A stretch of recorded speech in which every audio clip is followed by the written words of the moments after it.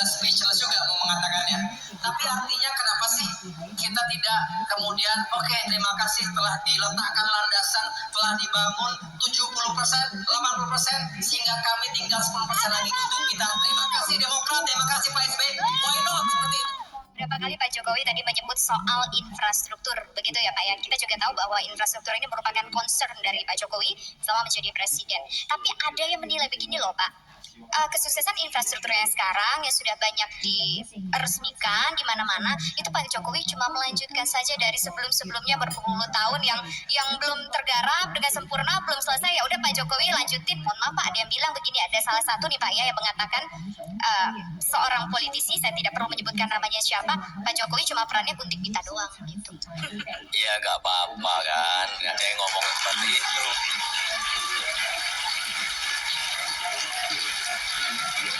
Tapi memang kita ini sebenarnya sudah lama memiliki rencana itu. Tetapi sebuah rencana kalau tidak dieksekusi dengan keputusan politik ya nggak akan jalan.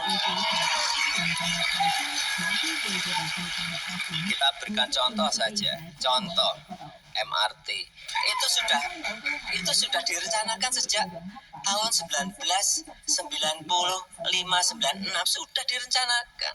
Tapi kalau tidak dieksekusi ya mana bisa barangnya jadi.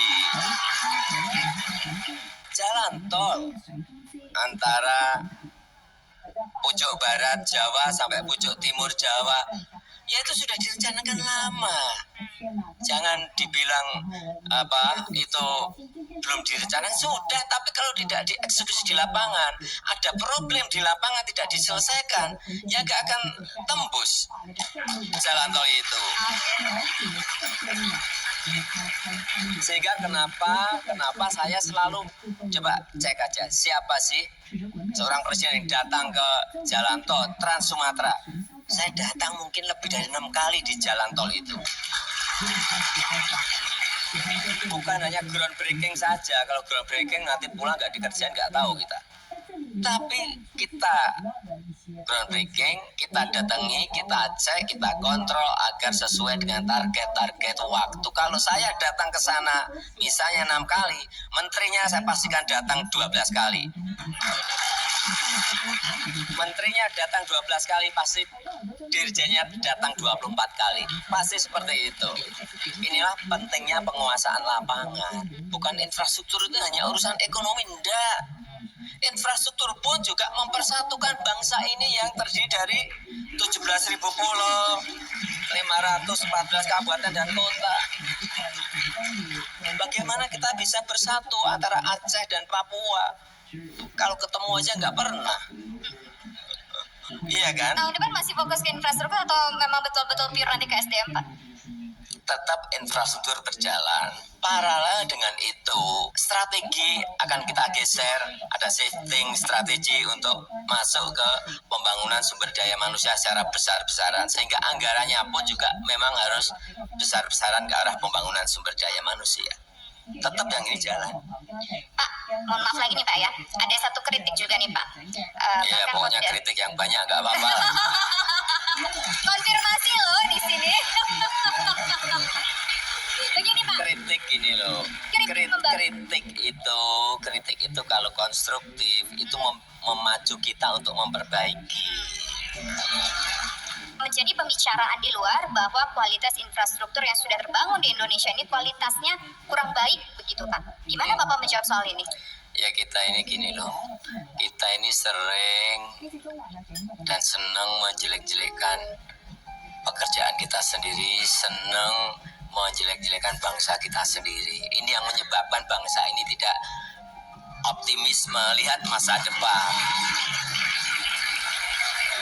Kalau ada sebuah pembangunan, kemudian ada rewel-rewel sedikit, ya nggak apa-apa, diperbaiki. Tapi ini pekerjaan kita loh, jangan dijelek-jelekin justru pekerjaan bangsanya sendiri.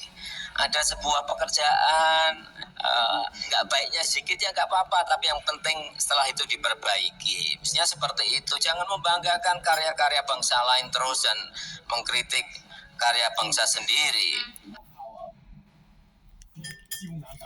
Nah, tuh ya.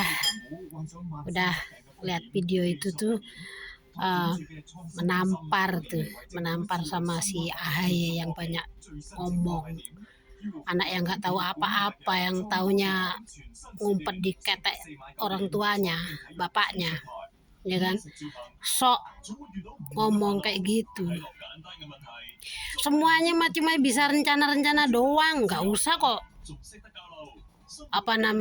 kamu rencana. Aku aja bisa, aku rencana mau bikin ini, bikin itu, mau beli ini, mau beli itu.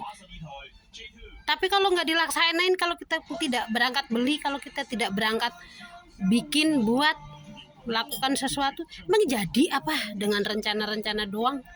Enak aja Pak Jokowi cuman gunting pita. Mikir kali kamu.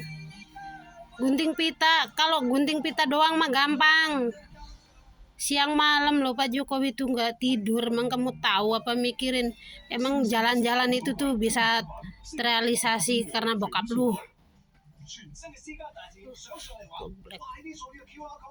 Semua pembangunan tuh yang pada keluar-keluar tuh katanya mau makan aspal, makan ini. Ih, nggak mikir ya, kamu di pedalaman di mana itu bisa sejahtera, bisa ke kota jalannya bagus, mau ke kota bawa kendaraan juga, kendaraan lu nggak cepet rusak, ya kan. Kemana-mana juga cepet kalau jalan bagus mah, ada jalan tol. Itu siapa yang realisasi, yang bisa menyelesaikan siapa kalau nggak Pak Jokowi? Pak Jokowi itu biar semuanya tuh merasakan keadilan, ya kan. Tuh apalagi daerah Papua, daerah Kalimantan, daerah Sumatera tuh dulu waktu aku di Lampung tuh, sekarang katanya Lampung tuh bagus tuh sekarang. Kenapa? Karena siapa? Karena presiden yang dulu. Nggak mungkin. Baru-baru sekarang aja pada merasain, di Lampung tuh sekarang bagus loh, semua ini bagus loh, di sini bagus loh, di Palembang tuh sekarang udah ada kereta loh. Siapa? Emang realisasinya siapa? Yang itu perencana doang dari dulu. Rencana ini mau dibikin ini, semuanya mangkrak, ya kan. Enak banget ngomong kayak gitu tuh, yang dukung itu pendukungnya itu semuanya tuh kayaknya nggak ada pikiran kali, ya kan. Kesel gua. Kan harusnya tahu tuh semuanya tuh direncanain, pinter-pinter dong kalian. Jangan cuman dikasih duit bisa provokasi. Gimana mau dewasa tuh negara? Umur udah 77 tahun tapi otak kayak TK aja. Negara udah tua kayak gitu, penghuninya masih kayak gitu aja.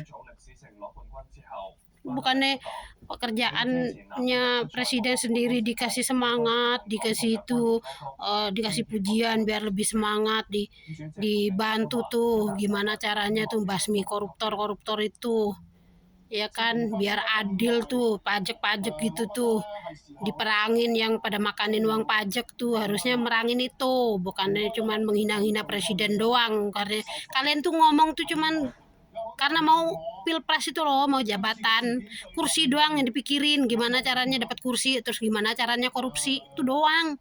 Nggak ada yang mau berjuang untuk rakyat bener-bener itu. Cuman berapa orang aja orang jujur di Indonesia itu bisa dihitung pakai jari. Semuanya nggak ada yang jujur. Orang yang jujur pakai jari itu tuh yang harusnya kita perjuangin, rakyat kecil kayak kita.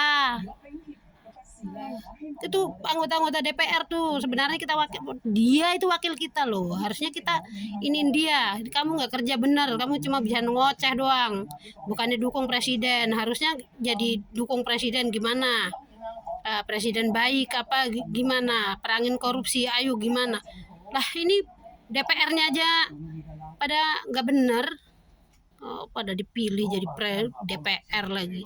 Udah bubarin aja itu DPR, sebenarnya gak ada gunanya juga. Orang semuanya dipuji-puji. Kalau kamu negaranya pengen kayak luar negeri tuh, kayak ini nih, bangunan tuh ini, ya kalian kerja yang bener. Orang gimana, kalau aku jadi orang kaya punya perusahaan, aku juga nggak mau loh ngerjain orang lokal. Banyakan ngopi sama ngoceh, beda sama orang yang udah pernah kerja di luar negeri gitu ya, kayak TKI yang udah pernah kerja di luar negeri gitu, udah pernah ikut sama orang Cina, sampai ikut sama orang gitu, asing gitulah pokoknya lah, luar negeri lah.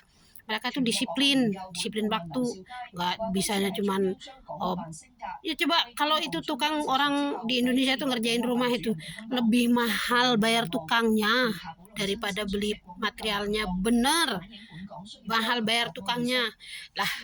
Masuk jam 8, jam 10 ngopi, ya kan, nanti ngopi ngobrol tuh nggak tahu sampai jam berapa, nanti baru icik pasang bata 5, udah zuhur waktunya makan. Itu begitu, nanti masih ada lagi tuh jam 3 makan, nanti mulai kerja lagi nggak tahu jam 1, ya kan, jam 1 nanti jam 3 tuh ngopi lagi, ngobrol lagi, nggak tahu mulai kerjanya jam berapa, nanti jam 5, jam 4 tuh biasanya, jam 4 tuh nggak ada jam 5, asar udah denger asar udah selesai kerja. Gimana mau maju, ya kan, tuh tekor deh kalau pakai tenaga lokal, banyakan ngomong, sama kalau itu banyakan bacot doang, ngomong doang, kerjanya nggak jelas gitu, ngenes gitu. Aku udah pernah bikin rumah, makanya aku bisa ngomong kayak gitu. Jadi material sama ini lebih mahal bayar tukangnya. Kalaupun tukangnya bayar 70 sehari. Sekarang mana ada tukang 70 coba zaman sekarang. Tapi itu kerjanya itu bisa bikin kamar mandi 3 hari tuh, bikin kamar mandi pasang keramik doang 3 hari coba. Kalau Pak Jokowi kalau bikin infrastruktur jalan apa gitu ya, kalau ngandelin tenaga lokal nggak bakal jadi, ya nggak bakal jadi, dari dulu tuh nggak bakal jadi, ya kan. Tenaga asing tuh harus ada di Indonesia, harus gitu, karena tahu tuh orang pakai tenaga lokal tuh rumah aja bisa pakai cakar ayam doang, nggak dipandasi. Coba kalau orang luar kan mau bangun rumah, bangun apa kan pondasinya dulu yang kuat, jadi dia kena angin, kena apa, kena gempa juga nggak gampang roboh. Coba kalau yang bangun orang lokal, kena angin sedikit aja roboh, kena gempa gempa berapa sedikit aja udah retak semua rumah itu, ambrol semua rumah itu. Harusnya kalau mau memuji negara orang lain, diperbaiki dong negaranya sendiri. Gimana ya negara lain kok bisa bagus, negara kita juga bisa kok bagus. Kerjanya gimana ya, itu dicontoh harusnya, bukannya malah dinyinyirin, malahan dipuji-puji negara lain. Harusnya belajar tuh, jangan ngina-ngina Cina doang, ya kan, jangan ngina-ngina Cina doang, harusnya belajar. Cina tuh nggak banyak bacot tapi banyak kerja. Kalau orang Cina itu, orang Indonesia itu banyak nyinyir, nggak ada kerja tuh, benar tuh apa dulu Pak Ahok juga bilang kayak gitu tuh, banyak ngomong nggak ada kerja, tapi sok-sokan, sok bisa, sok tahu gitu.